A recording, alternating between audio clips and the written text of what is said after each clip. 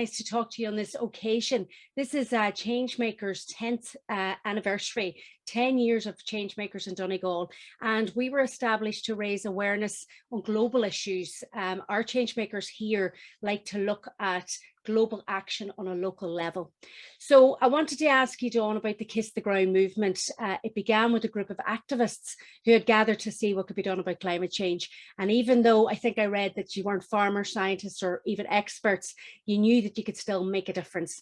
Can you tell us a wee bit about the Kiss the Ground movement and what has made it so successful? Sure, it's just people taking action has made it so successful. But yeah, we started out, somebody, Ryland Engelhart, who's one of the co-founders of Kiss the Ground, heard Graham Sate speak at a conference in New Zealand, and he was the only one that everybody else basically said, we're doomed. And he was the only one that said, no, there's this solution and this is how it works. And it's called photosynthesis. And it just blew Ryland's mind, like, wait a minute, there's somebody out here talking about some message that I've never heard about as a solution or part of a solution to climate change. And he came home back to LA and talked to his good friend, who's the other co-founder. And they said, well, first he did some research and was just to see if there's any truth to this. And he found out, oh my gosh, there's actually science that says this is possible. Why doesn't anyone know? We live in the media capital of the world. We know people with money. We know influencers, entertainers, etc. We need to tell the world this message. And so that was the impetus of literally, it started with one person, he told one person, and then they started hosting gatherings in the living room. And I was one of the first gatherings they had. They were looking for anybody that knew anything about soil or compost or vermicomposting. And my name came up because somebody knew somebody that knew somebody. And I came and gave a presentation to people that were, probably 20, 30 years younger than I was. And I'm thinking, why are you guys listening? And they were excited. Like after my talk, they were so excited. And there were 8 people, right? And they were all young kids going, oh my God, that's so amazing. It's so great. And I'm like, who are you people? What are you trying? What are you up to? Because I was thinking they should just be, at the pub drinking. And they're like, no, we're going to change the world. So I asked if I could be part of them, and then they said, sure. So I kept showing up at meetings, and pretty soon we're doing our first fundraisers. And it was this hopeful message that's backed by science. And we came about it really through a collaborative effort. So we've never been divisive. We don't go out there and tell people they're wrong or whatever. And the message, because it's hopeful and true, seems to resonate with people. I mean, it doesn't matter race, religion, political affiliation. It's, who doesn't want clean air, clean water, and healthy food, right?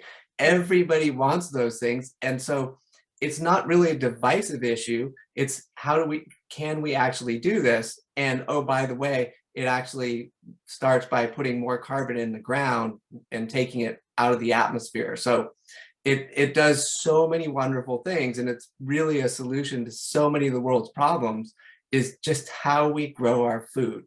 And it's that simple. So I think we've been successful because, we made a decent documentary, as you will have watched by now. And it's a hopeful message. And the science is it's just growing and growing. I mean, there was sound science before the movie came out, but now, I mean, there's so much more research going into soil biology and genetic testing of soil biology, and people understanding that soil is a living organism and functions better when you stop putting toxic chemicals on it. So yeah, that's why I think our message has resonated with people. That's amazing. And you mentioned about someone who knew someone who knew someone. That's the ripple effect, right? You mentioned it in the film. Yeah. And it's one of my things as a change maker here in Donegal. I think I've started quite a few of the talks with the ripple effect and how that we can, we have our sphere of influence, and how do we extend that sphere of influence out? So that's amazing. Dawn, your work is so inspiring. I think I just was reading that you're hands-on, you've got viable solutions to the world's largest problems. And sometimes these problems, like for people like me, they can feel like overwhelming because it's like it's some problem out there. How could it affect me? Or how could I affect change on that problem? But how do you think that, or how difficult, sorry, was it for you to influence people to change their ways? And what advice would you have for us here in Donegal as change makers? I think it always comes back to education. And when you can present it, like the biggest thing is we're not farmers. I'm not out there trying to convince a farmer to change their methodology. It's really about sharing information in a way that it's better for a farmer to talk to another farmer. If a farmer tries something and like, yeah, I saw this thing and it was amazing, and check out what it's doing to my soil. That's a lot more powerful than me coming in, even though I might know the science better than the farmer. It doesn't, the farmer that I go talk to, they're going to be like, what do you know? You don't farm. Yeah. And it's like, I know I don't farm, but I've talked to all these farmers. I've seen all this soil. I've done it. But really, it's just, you're not going to convince everybody. And as long as you can talk to people that are interested in hearing about it, that's kind of how change comes about. And people that are on the fence, it's like, if you can figure out what it is that gets them, to flip the switch of understanding, because a lot of people, it's new, it's old science, but it's new science, right? Even at the USDA, right? We were telling farmers, and we're still telling farmers, a lot of things that aren't necessarily correct, or we're subsidizing things that aren't really correct. They're degenerative methods, and we're still subsidizing those. So there's a whole, movement about education of getting people to understand this concept. So I always go back to education as one of the key tools and you don't have to be the person trying to convince the other person. It's like, here's some science, here's a book, right? There's so many books out there now on soil that you can just have someone just read this book and let me know what you think, right? Then it's like, it's not, you're not trying to convince someone or get in a debate that, whether GMOs are good or bad, or, we have to use nitrogen fertilizer, we don't have to use it. It's not a debate. It's just like, here's some evidence, this guy did it, and you can pick it apart however you want, but here's more evidence. You don't like that one, here's some more, here's some more, here's some more. And if people are open to understanding things, they're going to get it. It really isn't rocket science especially when you tie it back to your own health. Most people understand that if they eat really poorly and they don't get enough sleep and they drink too much, they're probably not going to be the healthiest individual. And they can understand, like, the human microbiome, that we have all these microbes in our guts. And then you can make that analogy. Human health and soil works the same way. There's all these little microorganisms that allow plants to get nutrients. And if there aren't any microorganisms, the plants are not going to thrive. So very similar concepts. And I think that's because it is relatively simple. It can be understood in simpler terms than some of the scientific journals put out. Yeah, that's great. That's great. And, like I do a lot of work with community growers and gardeners all over Donegal and even beyond. Since lockdown, I've connected in. But what would for the average person, that maybe hasn't picked up soil or, worked with soil or isn't even a gardener yet, what would your advice be to them as a kind of like maybe a transition way in to start making movements on the ground? I think one of the most powerful things is food. If you can get someone to go to a farmer's market, I don't know if that's a common term over there, but basically farmers markets are really kind of like the gateway drug, because once they taste a strawberry, and they can taste, like, I don't know what's a popular fruit down there, but let's just say strawberries or tomatoes. And if you have one that tastes good and you have one that tastes kind of bland, it might lead you to wonder, well, why is this farm's produce is consistently better tasting? why. And that really can open your mind up a little bit more. It's like, their soil is better, but why is their soil better?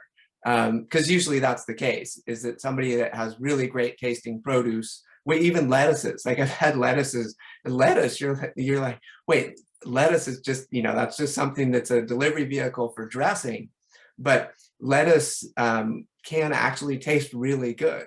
So everything depends on how it was grown. And I think even for people that don't plant seeds, don't get their hands in the dirt, if they go to a farmer's market and buy some fresh local produce, that might get them thinking more along those lines. And that's the number one thing that all of us can do, is choose how we spend our food dollars, right? We all eat, and we're all spending money on food, which is a signal to the marketplace.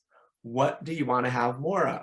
Well, if you're just buying, cheesy puffs, well, they're going to produce more cheesy puffs, right? And maybe that's a good thing, but probably not. And it'd be much better if they were producing more high quality fruits and vegetables that had nutritional density, if you will. Yeah. What do they say? You only need a doctor and a lawyer a few times in your life, but you need a farmer 3 times a day if you're there you go. Yep. And you commented on my top there, the stop treating soil like dirt. I think that is like through education, through knowledge transfer within our own circles. It really is about understanding the very basis of life and where it comes from, and the harvests that we have left as well. That's another scary fact that was in the documentary. But in the documentary you had, and I know this question, we hadn't listed it, but you had mentioned places like San Francisco, the movements were there, and also Detroit and Haiti. Have you seen it on a global level? What's next for Kiss the Ground movement? Is it everywhere now? Well, thankfully, the world isn't dependent on just Kiss the Ground. There's people like ChangeMakers and a host of other NGOs and governments waking up. Even the British government has a really great piece on soil. I can send you a link later. But people around the world are waking up, and it's not just because of our movie. People have been doing it for a long time, where there is a better way, and people are doing amazing things where, like in India, there's a person named Dr. Rajendra Singh. He started out as a medical doctor, and I don't know if you've heard his story, but he's called the Waterman of India. So over the course of something like 25 years, he's empowered local villages to take control of their water supplies by building these things called johads, and they slow the water down in the monsoon season and allow it to infiltrate. This has changed their local temperatures in a whole region that gets 9 inches of rain. It's a hot desert, 9 inches of rain, and they've lowered their average temperature by 2 degrees C. Wow. So, and it's been, I think it's over 44,000 mostly handmade earthen structures that this guy, they started with one, right? Yeah. They started with one. And he's gone up, the government sued him a bunch of times because he's changing, waterways, etc. But the results have been mind-blowing. And we had nothing to do with this. This was just some other people. And there's plenty of examples around the world. We're right now, our big campaign is just in the US, and it's called Regenerate America. So we're trying to focus on governmental policy, which is our farm bill, which is this huge bill. And we're trying to put a bunch of what we call regenerative agriculture principles into the farm bill. So instead of subsidies going to degenerative practices, we're going to have funding going to regenerative practices, which is that's a huge deal. And we're trying to get all our politicians to actually come out to farms and get their hands in the soil. And the ones we've already done this a bunch of times, they get it, right? Because once you see it, feel it, understand it, it changes your perspective. And that's our whole thing, is we want people to get this new view. And so, yeah, we want it to happen all over the planet, and it can happen on rangeland, cropland, forests. It can happen everywhere, right? Regeneration is a set of principles, and it's powerful. And when you see it, anyone can grasp it and go, oh, we should do things differently. Just there, John, when you were looking into soil and obviously the issues that surround that, did you see any other global issues when it came to kind of like your journey? Yeah, that was really one of the most amazing parts of it. Was we started out just really focused on soil, but as we know, everything is connected. So we had to look at everything, like land ownership. Well, we in America, we came over and we took that land, right? So there were lots of issues and injustices. I mean, we had slavery. We took away people's lands. There's just a host of historical issues, and we're still, we need to address everything. And it sounds crazy because we're just out there promoting soil health, but it's so much more. We're talking about literally cultural wealth. Like, if we're going to be successful as a nation, as a globe, we have to deal with all these injustices that we haven't dealt with before, or at least not through soil, right? But it makes you so much more aware of everything. And then by working holistically, which is what we're always talking about as far as farming practice, but when you start to see how it's connected to a community, how it's connected to a bigger, just the community, but then the city, or even bigger and bigger up to state level, or just regional landscapes, like the impacts that we have all through farming. But it's literally, it's the culture. It's the whole culture. And, America's a melting pot of a whole bunch of different cultures. And we can't just pick and choose, oh, we like this one, we don't like that one. We have to learn how to work together. So we're trying to bring in everybody from all points of view to, embrace this and make it part of our whole package that we're doing with Regenerate America. Brilliant. So it really expanded greatly from where we were just looking at soil health. It's really human health, and even bigger than that, it's all species on the planet's health. So you have to think really big and really holistically, and how everything is connected. That's great. That's great. And like you said there, it just takes one, where you'll be speaking to the group today here, ChangeMakers, to a room full of ChangeMakers themselves. And a lot of what we have is Seeds of Change projects. These are small funded projects, but amazing projects that are happening around the county, and have been happening for the last few years. So I hope that your words resonate with all of the people here today. And I just want to thank you, Dawn, so much for taking the time out to tell us about the movement and to speak to us here at ChangeMakers in Donegal. So thank you very much. Oh yeah, my pleasure. I love talking to people around the world, especially people that are interested in change, right?